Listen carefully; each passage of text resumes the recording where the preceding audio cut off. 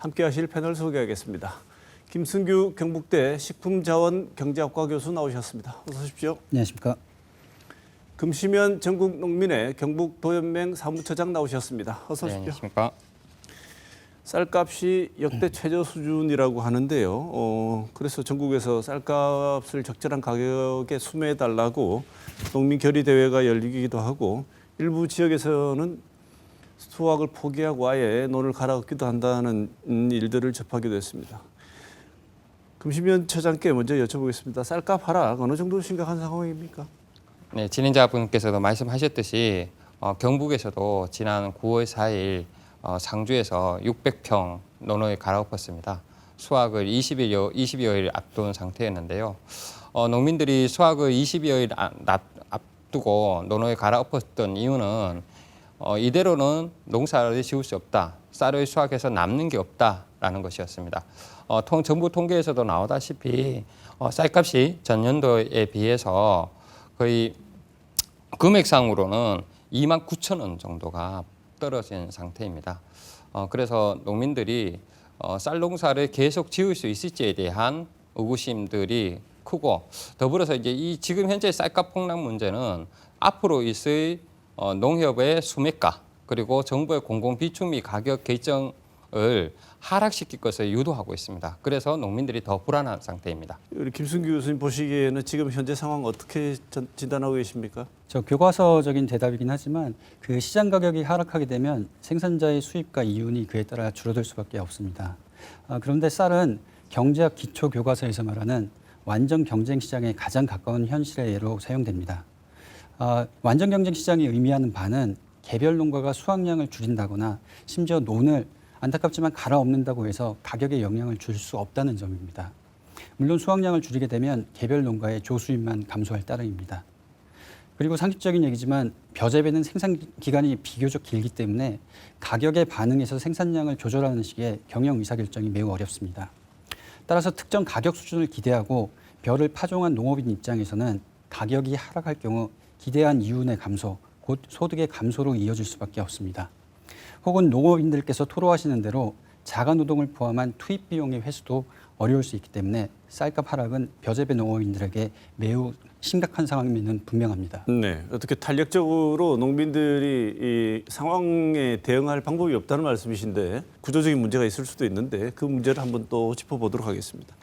지난 7일 날 국정감사가 있었는데 수확기 쌀값 20만 원 보장 얘기가 있었습니다. 송미령 장관이 우리는 쌀값 약속한 적이 없고 20만 원 선은 아직 무너졌다고 생각하지 않는다. 이렇게 얘기해서 현실과 너무 동떨어진 얘기를 하고 있다는 점에서 많은 야당 의원들의 질타를 받기도 했고 그 얘기를 들었던 농민들 많이 화가 나셨을 부분이라고 생각하는데 먼저 어떤 생각이 드시는지요? 송미령 장관님의 발언이 어처구니가 없습니다. 왜냐하면 쌀값 20만 원을 보장하겠다라는 것은 윤석열 대통령이 대통령 거부권 1호로 행사했던 양곡관리법 개정안에 거부하면서 했던 약속이었습니다. 정부 후속 대책으로 발표가 되었는데요. 그런데 여기에서 지금 송미령 장관은 수확기 쌀값으로만 국한을 시키고 있습니다. 그런데 현장에서는 윤석열 대통령이 양곡관리법 개정안에 거부하면서 했던 약속이기 때문에 쌀값 보장이라는 걸로 이해를 하고 있습니다. 수확기 쌀값이 10월 5일에서 12월 25일까지 산지 쌀값의 평균값으로 나오는데요. 송미령 장관이 말씀하셨던 것처럼 수확기 쌀값이 20만 원 무너지지 않은 건 맞습니다. 그러나 작년에 10월 5일 산지 쌀값 이후로는 쌀값이 계속 하락한 상태였습니다. 그리고 송미령 장관이 쌀값을 약속한 적이 없다라고 이야기하는 것은 결국에는 정부가 쌀에 대한 목표 가격이라든가 기준 가격에 대한 이 없다라는 것을 반증하는 것입니다. 즉 이것은 쌀값에 대한 정부의 무책임함을 그대로 대변해주는 표현이 아닌가라는 판단을 하고 있습니다. 네, 김 교수님. 2022년 쌀값이 이 얘기로는 45년 만에 최대 폭락이라고 그때 얘기가 많이 나오고 이제 어떡할 거냐 이런 얘기도 하고 그때 이 문제 때문에 아마 김시민 처장과 얘기 나눴던 기억도 있습니다. 현재 전국 평균 산지 쌀값이 지금 어느 정도 하락세라고 보고 계십니까? 예, 저 2020년부터 이제 확인해 볼 필요가 있는데요. 2022년의 쌀값 하락은 가격의 낙폭이 상당히 컸기 때문에 언론의 기사가 또 많이 되었습니다. 2021년 가을 수확기에 20kg당 전곡의 가격이 5만 5천 원 가량이었습니다만 2022년 초부터 가격이 5만 원 이하로 형성되다 2022년 9월 말에는 4만 원 선이 무너졌던 것으로 나타납니다. 안타깝게도 올해도 비슷한 양상을 보이고 있습니다. 작년 추수기에 5만 원 정도였던 전곡의 가격이 올해 초부터 꾸준히 감소하여 9월에는 4만 3천 원대가 되었고 다행히 가장 최근 통계에 의하면 10월 5일 현재 4만 7천 원의 가격이 형성되어 있습니다. 다만 통계청의 산지 쌀값 조사는 열흘 주기로 갱신되기 때문에 그 추이를 지켜볼 필요가 있습니다. 그리고 이제 통계가 아닌 현장에 대한 분위기도 저도 연구자로서 개인적으로 궁금하기 때문에 지인들을 통해 현지 가격 수준을 물어보게 되면요. 지역 농협이 매수하는 조곡을 기준으로 작년 동기 대비 약 10% 정도 하락을 예상하고 있습니다. 따라서 새로운 정부 대책이 없는 한 쌀값 유지가 상당히 어려워 보입니다. 네. 생산비를 고려할 때 농민들께서 보시는 쌀 이 정도는 돼야 된다고 생각하는 공정 가격 어느 정도 보고 계시고 지금 쌀값 정도면 농민들 손해는 어느 정도 뭐 커진다고 봐야 됩니까? 지금 방금 교수님 말씀하셨던 것처럼 10월 5일 산지 쌀값이 반등을 했습니다. 그래서 지금 80kg 전곡으로 18만 8천 원 정도가 되는데요. 역대 통계상으로 보면 쌀값이 가장 높은 때가 10월 5일입니다. 그러니까 아마 10월 5일 18만 원이 이번 쌀 가격의 정점을 찍고 앞으로는 하락하지 않을까라는 현장의 우려가 있고요. 농민들이 생각하는 이 쌀 공정 가격, 즉 생산비도 보존이 되고 농민들이 인간다운 삶을 할 수 있는 물적 기반이 될 수 있는 그 가격을 저희들은 24만 원으로 생각을 합니다.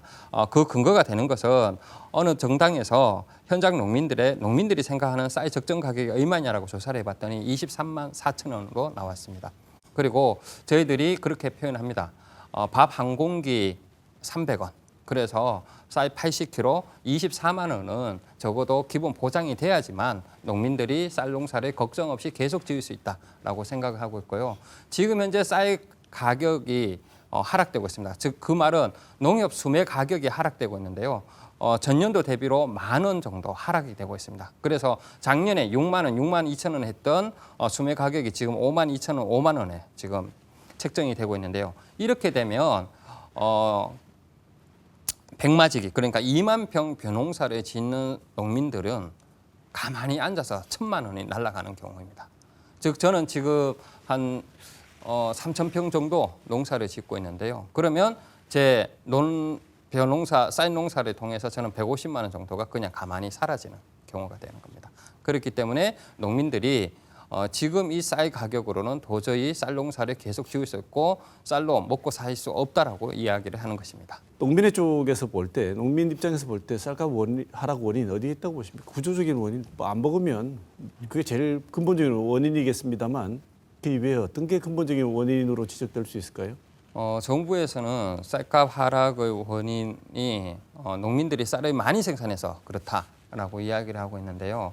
쌀 농사를 짓는 농민들은 쌀값이 이렇게 떨어지는 이유는 매년 낮은 관세로 수입되고 있는 40만 8,700톤 이 수입쌀이 쌀 시장을 교란시키고 있다라고 바라보고 있습니다. 네, 수입쌀이 1번 원인이다. 네. 교수님 보시기에는 어떻습니까? 여러 가지 구체적인 원인을 들 수는 있습니다만 가격 하락은 시장에서의 초과 공급에 의해서 일어나는 것은 맞습니다. 그래서 쌀 수요 및 소비는 아시겠지만 근래에 들어 수십 년 동안 매우 빠르게 하락했지만 국내 생산 및 공급은 이에 대응하여 감소하지 않았습니다.